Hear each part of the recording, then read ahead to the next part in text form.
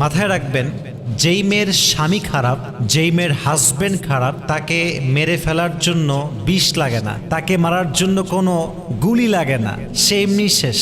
যার হাজবেন্ড খারাপ, তার জীবন অলরেডি শেষ, তাকে মারার জন্য কোনো বিষ লাগবে না, কোনো গুলি লাগবে না, কিচ্ছু লাগবে না, সে এমনি শেষ হয়ে গেছে। আর আমি আসিফের পার্সোনাল পয়েন্ট অফ ভিউ হচ্ছে এরকম, যে পুরুষ তার জীবনে সফলতার চূড়ান্ত পর্যায়ে পৌঁছে গিয়েছে, যে পুরুষের জীবনে R15 আছে, গাড়ি আছে, বাড়ি আছে, টাকা আছে, পয়সা আছে, জনপ্রিয়তা আছে, সব আছে, বাট একজন নেককার দিনদার মানসিক শান্তির স্ত্রী নাই, তার কাছে পৃথিবীর কিচ্ছু নাই। ঠিক কিনা বলেন?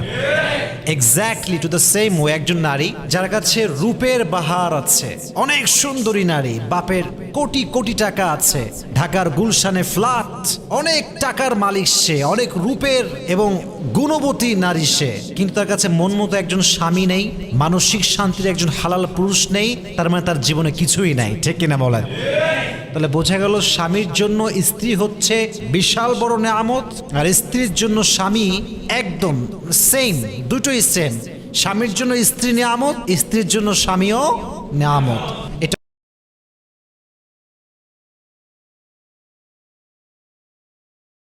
এটা অনেক বড় দামি জিনিস।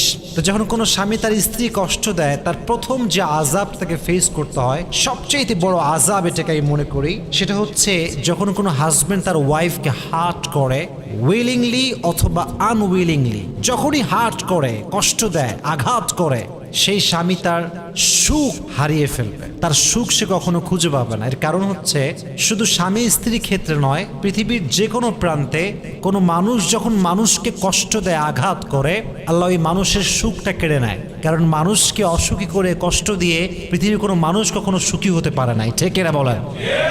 মানুষকে কষ্ট দেওয়া, কারো মন ভাঙা যদি ক্রাইম হতো, অপরাধ হতো, তাহলে আমার মনে হয় বাংলাদেশের কোটি কোটি মানুষের ফাঁসি হয়ে যেত। ঠিক না বলেন?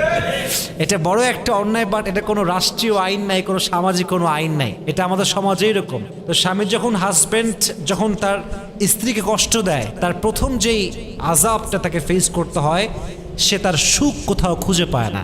এর কারণ মাথায় কি চা রাখবেন কারণটা? এর কারণ সবচেয়ে বড় কারণটা হচ্ছে মাজলুমের দোয়া আল্লাহ কখনো ফিরিয়ে দেয় না। মাজলুমের বদদোয়া করার জন্য আমি বারবার বলি, বদদোয়ার জন্য আমাকে হাত তুলে দোয়া করতে হবে না যে আল্লাহ অমুককে ধ্বংস করে দাও, অমুকের সেই করে দাও, শেষ করে দাও।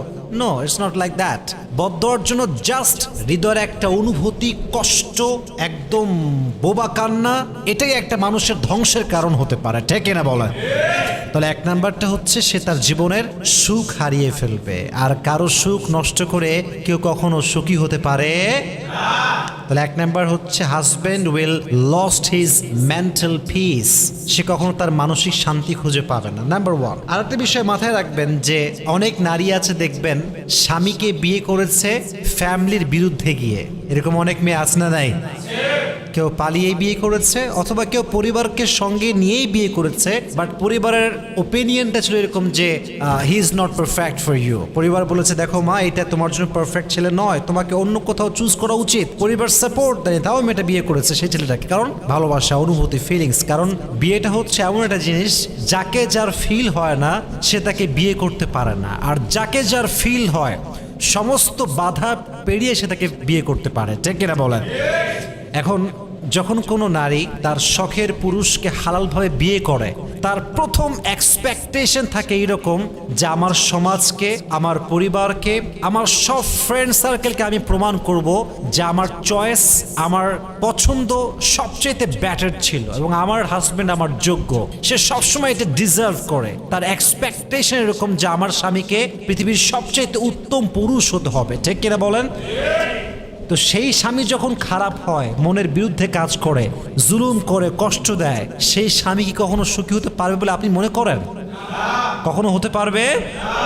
সে তার মানসিক প্রশান্তি হারিয়ে ফেলবে, সুখ খুঁজে পাবে না। দুই নাম্বার, এবং এটা আরো বেশি ডেঞ্জারাস, বড় আযাব এটা, যে স্বামী তার স্ত্রীকে কষ্ট দেয়, তার দুই নাম্বার আযাব হচ্ছে সে যখন মারা যাবে তার কবরের সমস্ত আযাব মাফ হতে পারে, বাট সে যে স্ত্রী কষ্ট দিয়েছে আযাব কখনো মাফ হবে না। এর কারণ হচ্ছে বান্দার হক হচ্ছে দুই প্রকার, এক হচ্ছে হকুল্লাহ, আর এক হচ্ছে হকুল ইবাদ। আল্লাহর হক হচ্ছে নামাজ পড়া, পড়েন নাই আল্লাহ মাফ করতে পারে। আল্লাহর হক হচ্ছে রোজা রাখা, পড়েন নাই আল্লাহ মাফ করতে পারে। বাট হকুল ইবাদ, যেটা মানুষের হক আপনি নষ্ট করেছেন পৃথিবীর এই মাটিতে, যতক্ষণ পর্যন্ত ওই বান্দা মাফ না করবে